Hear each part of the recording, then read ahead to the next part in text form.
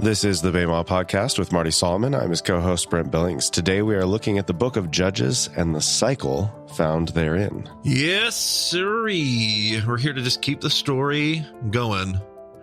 We're going to be here in the book of Judges. Here's what I learned in the book of Judges, Brent, all the way back. I learned that the book of Judges had a cycle. There was a cycle represented in the book of Judges. And we don't have a presentation today because we only need really one slide, and Google for all of us is going to provide, or whatever search engine is your choice. Are you still using DuckDuckGo, Brent? What are you doing over there? DuckDuckGo, yeah. Maggie likes to use Bing because they have the nice picture.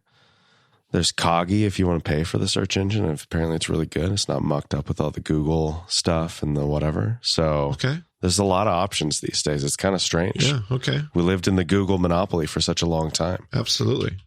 And the thing about doing this exercise together, if you're driving, please don't join us. But if you're in a place where you want to join us with this exercise, all of our algorithms are different. So your search results are different than my search results.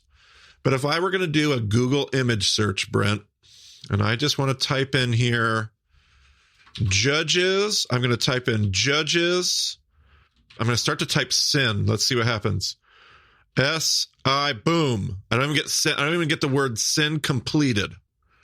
And Google autofills my query, Judges, sin, cycle. Click on that, and you are going to get a plethora, folks, of the cycle represented in the book of Judges. It's the sin cycle. It's the Judges cycle, the cycle of sin contained in the book of... This has changed from when we did this back in 16, 17, whenever it was, Brent. This has changed a little. Yeah. 2017, I think, is when the original episode came out. There are definitely a lot of sin cycles, but there's also like a decent number of just, they don't name it anything else. Yeah. We give it a better name, I would say.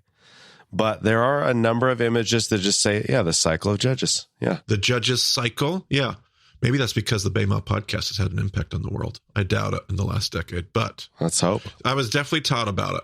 There used to be one it's not there anymore. I'm trying to find it. Remember when we searched for this and like one of the first like 10 was like, it said the Judges cycle and it was flames. It was like the flames of hell. Yeah. The cycle of sin and Judges. And it was just the flames. Maybe my algorithm is helping me a little bit here because the more I scroll down, the more I see sin cycle. Yeah. It knows. Let's listen to our podcast. AI is doing its work. Yeah. Oh my goodness. Yeah. I can't find the flamey one anymore, but nevertheless, there was a sin. I was taught about it in Bible college. It is known far and wide, as you can tell with your Google image search. And the cycle is obvious. I'm not going to argue with the fact that the cycle exists. So just hold on and see where we're going with this. But let's just talk about what the cycle is. And you can see in all those graphics that you might have on your image search, you can define the cycle in 4 parts, 6 parts, 10 parts. It varies. But I'll talk about a 6-part cycle. It goes like this. Things are going good. The top of the cycle, 12 o'clock, things are going good. But then, somewhere around 2 o'clock, things fall into sin. Somewhere around 4 o'clock, we come under judgment because we're now sinning. Things were going good, but then we fell into sin. So now because we're sinning, now we come under the judgment.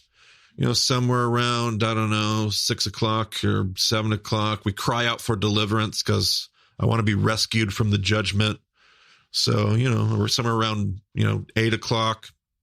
God sends a deliverer on the cycle. He sends a judge, raises up somebody like a Samson, raises up somebody like a Jephthah, and they deliver God's people. And then there's rescue, which leads us back to the top of the cycle. Things are going good. Then we fall into sin, but then we come under judgment because we're sinners. We cry out for deliverance. God sends a deliverer, rescues us. And the cycle is there. We're actually going to read a bunch of examples. It's undeniably going to be in your text. There is absolutely a cycle. They haven't made it up. They haven't even doctored it. That cycle could be articulated just like we did. Here's my question. And here's been my question since the first episode and the years prior before we had a podcast. How come it's a sin cycle? Like, it's a very Genesis 3 kind of way of seeing this cycle. It only represents half the cycle. It's not like the entire cycle is all about sin and there's one part that's about, it's like, it's only the first half of the cycle. You could just as easily, in my mind, call it the redemption cycle. Redemption, God's rescue, God's deliverance, God's whatever you want to call that, it occupies just as much of the cycle. I would argue, actually, if you look at it, occupies more of the cycle. Yeah. 4/6 of the cycle rather than the 2/6 of the cycle that sin does. Now, no doubt sin's a part of the cycle. I just want to know why we look at that cycle and go, you know what that story is about? It's about our sin. Why isn't it about God's patience? Why is it about our badness and not God's goodness? Put the same cycle up there, just change the title. And it changes all kinds of stuff. And so for this episode, the book of Judges, we call the book of Judges God's redemption cycle. There is no doubt that it is an aggravating cycle. It is hard to read. And it is our nature. And it has sin and rebellion in it. There is no doubt. But I can also see God's unbelievable goodness, love, faithfulness, forgiveness. I said it like this years ago. God has endless patience as you try to follow his story. If you're trying to follow God, but you're screwing it up, if you are trying to follow him, God has endless patience, endless patience. You know, some scholars believe that both Joshua and Judges, we looked at Joshua in the last 2 episodes, both Joshua and Judges are describing the same period of history. But Joshua tells it as a story of conquest. It's kind of an embellished reframing of what actually happened. And Judges is actually like the more historical account. Like historically, the people moved in, they assimilated. But Joshua tells it more like, you know, we conquered in God's name. And both have an element of truth to them, but Judges is the more historical. I'm not telling you have to love that take, or that's even how I view it. But a lot of textual criticism will look at Joshua and Judges and say, those are 2 different ways of framing the same period of history. I think if we loosen our grip just a little bit on what maybe our traditional ideas of Scripture are, and just think about that as an idea, I think it's very believable. Absolutely. Like I can totally see myself wanting to talk about my life and paint it in this beautiful light and this glorious, victorious, whatever. And then in reality, it's like, no, I know what I've done. I know the compromises I've made along the way. I know yeah. Whether or not that's what's actually happening, I don't know, but it's very believable. And that there would be a place for both versions of that story. Like there would be a beautiful place for you to poetically tell your story as a story of victory and triumph, and that would be the right thing to do. And then there could also be a place where it's like, okay, the right thing to do here is to tell like the long version of the story. There's a time and a place for both of those to be exactly right, exactly authoritative, exactly inspired. Now it sounds like I'm making a case for that position, and I'm not. But if you did, I love that. Here's the reason I bring that up. Because God's patience is endless. My wife loves Red Robin, the restaurant Red Robin. One of the things that I love about Red Robin is its bottomless fries. I've yet to find the bottom of Red Robin's bottomless fries. So far, they've kept true to their word. But God's patience is more bottomless. I bet if I stayed long enough, I could find the bottom of Red Robin's bottomless fries. God's patience, it's more bottomless than the fries at Red Robin. If you're trying to live in Shephelah, if you're trying to figure it out and you're screwing it up, you're trying to and you're falling prey to temptation, you're living too much in the Judah Mountains, or you're compromising too much in the coastal plains, his patience, if you're trying, his patience is absolutely endless. And we have talked in session 1 about why God is roused to action. We will remind ourselves of that before we're done today. And we will talk more about that throughout session 2. There is a time where God is roused to action. And it feels like his patience runs out. It's not his patience running out. It's something totally different. And we've already talked about it once. We'll remind ourselves of it before it's done. God's redemption cycle is a testament to his patience. And so I always love to start by just saying, how come none of these images, and you pointed it out, Brent, some of them don't have the sin cycle, Some of them just have the judges cycle. How come none of them, not a single one that I could find on there, not even some random person that's listened to the Bayma podcast, it hasn't even shown up on the Google image search yet. Like, nobody calls it the redemption cycle. They're all about our sin and our failure. It's all about how bad we are. How come? Now, let's not forget, this is real. I want you to read a bunch of passages here, Brent. I'm going to give you Judges 2. We're going to read a couple passages out of Judges 3, Judges 4, Judges 6. This is going to show up over and over again. So give us a little passage here out of Judges 2. And what we're looking for here is we're looking for the cycle. The things are going good, fall into sin, come under judgment, people cry out, God sends a redeemer, God's rescue, things are going good. That's what we're looking for here. Let's see if we can find it. After that whole generation had been gathered to their ancestors, another generation grew up who knew neither the Lord nor what he had done for Israel. Then the Israelites did evil in the eyes of the Lord and served the Baals. They forsook the Lord, the God of their ancestors, who had brought them out of Egypt. They followed and worshipped various gods of the peoples around them. They aroused the Lord's anger because they forsook him and served Baal and the Ashtoreths. In his anger against Israel, the Lord gave them into the hands of raiders who plundered them. He sold them into the hands of their enemies all around, whom they were no longer able to resist. Whenever Israel went out to fight, the hand of the Lord was against them to defeat them, just as he had sworn to them. They were in great distress. Then the Lord raised up judges who saved them out of the hands of these raiders.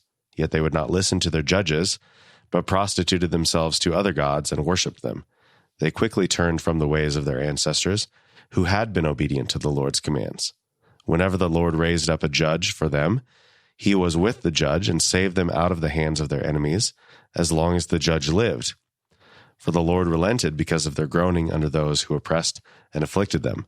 But when the judge died, the people returned to the ways even more corrupt than those of their ancestors, following other gods and serving and worshiping them. They refused to give up their evil practices and stubborn ways. All right, so that's 10 verses that basically described step by step, without any detours, the exact cycle that is represented in all these graphics. Go ahead and give us Judges 3. The Israelites did evil in the eyes of the Lord. They forgot the Lord their God and served the Baals and the Asherahs. The anger of the Lord burned against Israel so that he sold them into the hands of Cushan-Rishathaim, king of Aram Naharaim, to whom the Israelites were subject for 8 years. But when they cried out to the Lord, he raised up for them a deliverer, Othniel, son of Kenaz, Caleb's younger brother, who saved them. The Spirit of the Lord came on him, so that he became Israel's judge and went to war. The Lord gave Cushan-Rishathaim, king of Aram, into the hands of Othniel, who overpowered him. So the land had peace for 40 years until Othniel, son of Kenaz, died. All right. Sounds pretty familiar. Yeah. Same cycle, same elements. Now we have some different players, specifically names and people groups, but the exact same cycle that we just heard in Judges 2. We can't even get out of Judges 3 before we bump into that idea. We can't even get into the next verse, can we, Brent? Let's see what comes up next. It's the very next goodness verse. Gracious. Although, I will point out to your emphasis on how much of the cycle is good versus how much is sin. The land had peace for 40 years. Yeah. They'd been fine for a long time. God was with them. They were following God for a long time. Absolutely. But very next verse, again, the Israelites did evil in the eyes of the Lord, and because they did this evil, the Lord gave Eglon, king of Moab, power over Israel.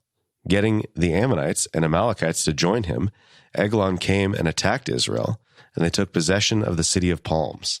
The Israelites were subject to Eglon, king of Moab, for 18 years. Again, the Israelites cried out to the Lord, and he gave them a deliverer, Ehud, a left-handed man, the son of Gera the Benjamite.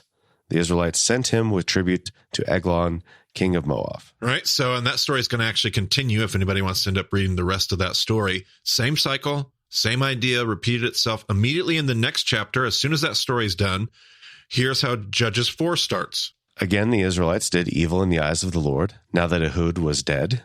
So the Lord sold them into the hands of Yavin, king of Canaan, who reigned in Hatzor. Sisera, the commander of his army, was based in Harosheth Hagoyim, Because he had 900 chariots fitted with iron and had cruelly oppressed the Israelites for 20 years, they cried to the Lord for help. Now Deborah, a prophet, the wife of Lapidoth, was leading Israel at that time. She held court under the palm of Deborah between Ramah and Bethel in the hill country of Ephraim, and the Israelites went up to her to have their disputes decided. Right? Feels like you're reading a very similar passage every time, Brent. Yeah, same kind of cycle. Pretty similar. Deborah's going to have quite a little story, and she's going to have a song. Yeah, some of these stories are longer than others, a little more details, but yeah. To get all the way through this story, we'll have to get to Judges 6, and the next story starts. Give us the next story, Judges 6. The Israelites did evil in the eyes of the Lord, and for 7 years he gave them into the hands of the Midianites. Because the power of Midian was so oppressive, the Israelites prepared shelters for themselves in mountain clefts, caves, and strongholds. Whenever the Israelites planted their crops, the Midianites, Amalekites, and other eastern peoples invaded the country. They camped on the land and ruined the crops all the way to Gaza, and did not spare a living thing for Israel, neither sheep nor cattle nor donkeys. They came up with their livestock and their tents like swarms of locusts. It was impossible to count them or their camels. They invaded the land to ravage it. Midian so impoverished the Israelites that they cried out to the Lord for help. When the Israelites cried out to the Lord because of Midian, he sent them a prophet, who said, "This is what the Lord, the God of Israel, says. I brought you up out of Egypt, out of the land of slavery. I rescued you from the hand of the Egyptians, and I delivered you from the hand of all your oppressors. I drove them out before you and gave you their land. I said to you, I am the Lord your God. Do not worship the gods of the Amorites, in whose land you live. But you have not listened to me." So we have this cycle, and it happens over and over again. I think we get the idea. And like we said, you can see what you want to see. If you want to see our badness, it's there. Every single story starts with the badness of God's people, starts with our tendency to forget. It's all there. But if we want to see God keeps forgiving his people, that's the other way to see this. Wait, God keeps forgiving them? Why do you keep forgiving them? They keep screwing up. Because that's God's grace. That's God's patience. That's God's redemption. So you can see our badness in the cycle, or you can see God's ridiculous, scandalous, illogical, wasteful patience. It's beautiful. And really, it seems like it's even more than that, because it says that they forgot about God. But it's how is that possible? It wasn't that long ago. Were they not telling the stories? And then how did they know to cry out to the Lord? So it's they didn't forget. This is a willful, ignore God for a while. Yeah. And then they're oh, that was a bad idea. And it's God knows their hearts, and and he's still forgiving them, even though they're just willfully ignoring him and doing all this stuff. Yep, absolutely. And if we wanted to be fair to them, we could say, like you said, it's 40 years. It's 40 years. It's 80 years here. We'll talk about this in a moment. And it's also happening in it's this tribe. It's that tribe. So it's different people groups in some sense. Maybe not swapping enough stories, maybe not helping each other out. But the fact that God keeps showing up and leaning into these people really, really is something. It really is something. Let's just do we're just going to skim the surface. We had these small stories about judges, small little ones, one paragraph. We had Othniel. We had Shamgar. And then you have Ehud, a little bit bigger of a story, still a small story, a few paragraphs. Then you've got Gideon, it's a longer story, the whole Gideon, Deborah story. Then you go back and you've got these small little judges, Tola, Yair, small stories. Then you've got Jephthah, which is a little bit of a longer story. By the way, coming to you from the future, Elle does a great episode on the Jephthah story for people that want a deeper dive. I think we can save ourselves some time from what we did in the first episode by just saying Elle did a great job diving into the Jephthah story in session 6. We can link that in the show notes if people want to hear that and hear a little bit of Elle. Here you go, giving people hall passes again. Hall passes. I just love to fling those things out like they're candy at a parade. But yeah, she dealt with that story. You're probably right. It's just so hard to talk about these stories and not tell them there's so much goodness in 300 episodes. You have to wait and get there. But yes. You know what? This is it's episode 232, her intro episode. So you've already given a hall pass for this episode. I have. If you didn't go listen to it, you missed the opportunity. So there you go. So that's Elle's episode. But then after that, you have the story of Samson. So it follows the same rhythm. Small story, a little bit bigger story, longer story, small story, a little bit bigger story, and then Samson, multi-chapter story similar to Gideon. And the story on Samson is great. I would do a teaching here, but I'm really just going to direct you to the place that I originally heard the teaching. I give this teaching when I'm in person or in different places or even over in Israel. But whenever I've given it on a more public forum, I don't want to plagiarize it. I remember when I wrote my blog years and years ago, somebody just deliberately said, you weren't just influenced by that. You flat out plagiarized that. And the whole opening paragraph of my blog post is me saying, this isn't mine. I took it directly from a sermon that I was in person with. I went to visit Rob Bell back when he was in Michigan at Mars Hill, and I heard him do this teaching, and it was an amazing teaching on forgiveness based on the story of Samson. And I took it with me, and then I shared it, and apparently I shared it too well, even though I gave credit to it. Don't want to do that here. And every time I recommend Rob Bell, I irritate the theology police, but I don't know what else to do than to say, I thought it was a great teaching that deeply shaped me. So we're going to put a link in the show notes to a series he did where he did the same teaching in a place that you could access it yourself. And it's a series of teachings called The Forgiving Flow on the early days of his Robcast, which was his podcast. So we're going to link that in the show notes. You can hear that there. If you want a great discussion on forgiveness, feel free to go there. If you're like, there's no way I can listen to Rob Bell, then fine. Just ignore that recommendation. I think it's somewhere later that we specifically recommend the entire series. In this case, we're talking about part 2, which is called Drop the Jawbone. That's the one that carries the Samson story. Yep, absolutely. Yep, it's that second part of that. The whole series is great, but that second part, that second installment is the actual Samson reflection, which I thought was just really great. Then there's another resource that I just absolutely love, and that is a book called Make Your Mark by Brad Gray. If you want to dive deeper into the Samson story, it's another great, not necessarily a look at the forgiveness element, but just a study in the life of Samson and what we can learn from that. Multiple faith lessons that Brad Gray pulls out of that. I originally heard very similar teaching from Ray Vanderlaan, but Brad took it, wrote a book, added things, added footnotes, added depth and color to it. And it's just phenomenal. So if you want to do a deeper study on the life of Samson, I'm going to recommend that here so that you can do that. But then you get to the end of the book of Judges to kind of get back to our original train of thought here. And there's this essentially a retelling of the Sodom and Gomorrah story. I don't know if people think about that when you've heard the Sodom and Gomorrah story. You get to the end of Judges, and there's a story about a Levite and his concubine, as most translations will render it. And they come knocking on the door, very similar to the Sodom and Gomorrah story. They end up violating and murdering her, leaving her on the doorstep. And he gets so worked up, he ends up cutting her corpse into different pieces and sending it to all the tribes, trying to say, look at the injustice of what's happening. This is how bad God's people have. This is how much they've lost the plot of the story. They have become Sodom and Gomorrah. Makes you think at the end of the book of Judges, like maybe this is a sin cycle. Like maybe this is. And yet, Brent, spoiler alert, it's not the end of the Bible. It's not where the Bible ends. It's not the end of God's people. It is where we find God is roused to action. When we aren't trying to just find our way and making mistakes, but when we are becoming the anti-story. But let me hold on to that thought. You could look through the book of Judges and you could say, wait a minute, Marty, did you say there was a short story, kind of longer story, long story, but then there was a short story, kind of longer story, then a long story?